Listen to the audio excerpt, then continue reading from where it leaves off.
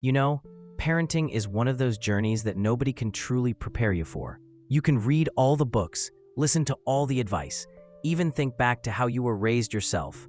But when you're in the middle of it, when you're staring into the eyes of your child after a long, overwhelming day, it feels like no one gave you the manual. And discipline, more than anything else, is one of those areas where parents often find themselves second-guessing. If you've ever walked away from a moment with your child thinking, "Did I handle that right? Did I just mess this up?" You're not alone. Every parent I've spoken with, and honestly, even in my own experience, has had those moments of doubt. Discipline is not just about correcting behavior. It's about shaping character, building trust, and teaching lessons that children carry into adulthood. And yet, it's also one of the hardest areas to get right because we're human too. We get tired, frustrated, or even triggered by things that remind us of our own childhood.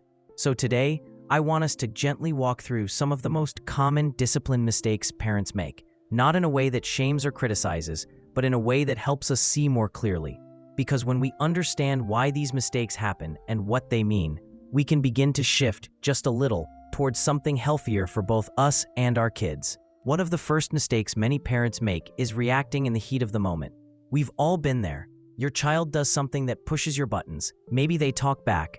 Maybe they fight with a sibling. Maybe they spill something you just cleaned up. And, without even thinking, your reaction comes out sharp, loud, and emotional. The problem is, when discipline is driven by our emotions rather than by calm teaching, it often sends the wrong message. Instead of the child learning about responsibility or respect, they may only learn that anger equals power. And children who grow up in that cycle may start to copy it, snapping back, yelling, or shutting down because that's what they've learned conflict looks like. Another common mistake is inconsistency. Have you ever told your child, "If you do that again, no TV for the rest of the day," only to give in a few minutes later? Or maybe one day you ignore a certain behavior, and the next day you punish it harshly. Children are quick to notice these patterns, and when the rules feel unpredictable, they start testing boundaries even more.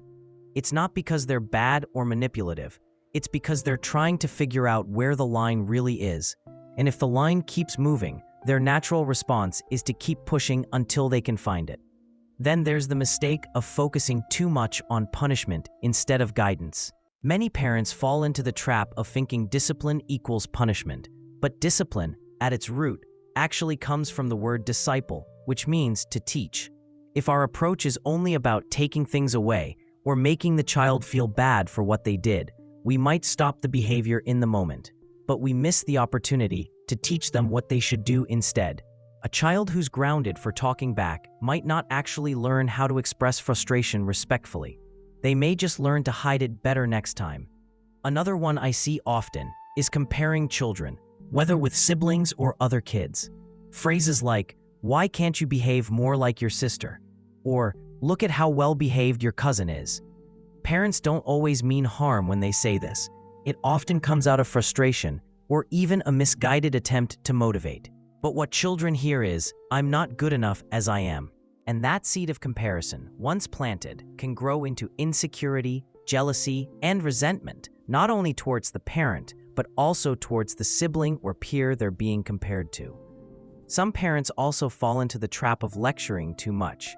Have you noticed how kids seem to tune out when you start explaining at length why something they did was wrong?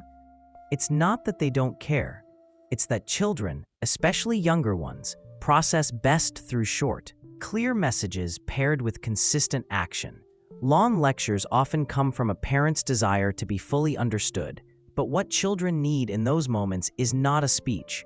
They need clarity, empathy, and maybe a model of how to do better next time. Another mistake is forgetting the importance of connection before correction.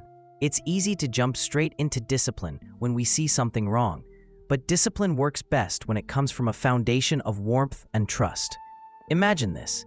If your boss at work constantly criticized you but never recognized your efforts or showed care, would you really want to do better for them? Probably not. Children are the same. They respond to correction so much better when they already feel secure in the relationship. A hug, a calm tone, or a reminder that "I love you, but this behavior isn't okay," can make a world of difference. And lastly, One of the biggest mistakes is forgetting that children are still learning, still growing, and still making sense of the world.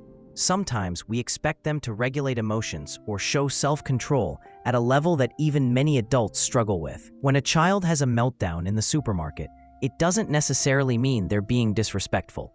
It may simply mean they're overwhelmed. When we can pause and see their behavior as communication rather than defiance, we open the door to respond with more patience and wisdom.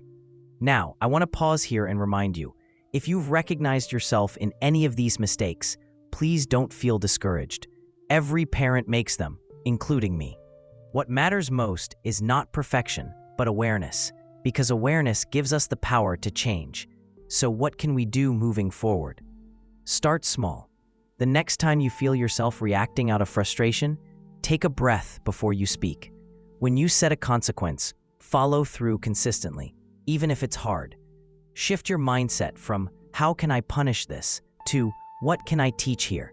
And above all, keep nurturing that connection, because children learn best when they feel loved and safe. Parenting is not about getting everything right. It's about showing up, learning, and growing alongside our kids. And the truth is, our children don't need perfect parents. They need present ones. Parents who are willing to reflect, to apologize when necessary, and to keep trying. So if today you feel like you've made mistakes, remember, every moment is a fresh chance to try again. Thank you so much for spending this time with me. If you found this video helpful, please give it a like. It really helps more parents find it. Share it with someone you know who might need encouragement. And don't forget to subscribe so you can join this community as we keep learning and supporting each other. And as we wrap up, here's a thought I want to leave with you. Discipline isn't about control. It's about guidance. And when we approach it with patience, consistency, and love, we're not just raising children, we're shaping future adults who know how to treat others with kindness, respect, and understanding. Take care, stay encouraged, and remember, you're doing better than you think.